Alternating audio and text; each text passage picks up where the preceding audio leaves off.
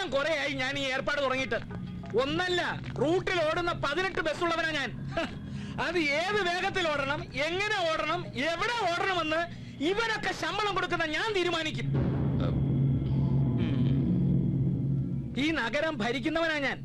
എന്റെ പതിവ് തെറ്റിക്കാൻ തോളത്ത് 2 നക്ഷത്രവും വെച്ചോണ്ട് ഒരുത്തൻ ഇറങ്ങി പുറപ്പെട്ടിട്ടുണ്ടെങ്കിൽ അവനെ ഒന്ന് നേരിൽ കണ്ട് പരിചയപ്പെടാൻ തന്നെയാണ് വന്നിരിക്കുന്നത്. നമസ്കാരം.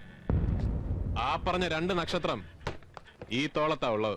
ഈടാ കോപ്പെ, നീ എന്താ മനസ്സിലാക്കിയത്?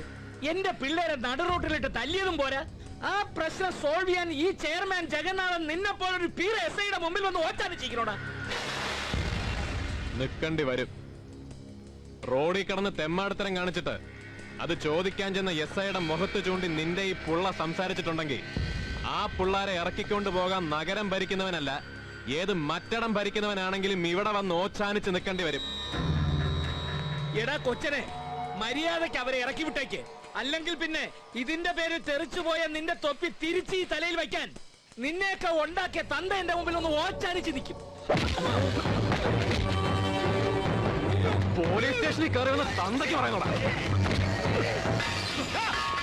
നീ ഞങ്ങളുടെ ചെയർമാനെ തല്ലി, അതിന്റെ പേര് ഇവന്റെ പിണ്ണാക്കിൽ നിന്ന് ജീവിക്കുന്ന നിനക്കൊക്കെ നൊന്തെങ്കിൽ പോയി പരാതി കൊടുക്കണം.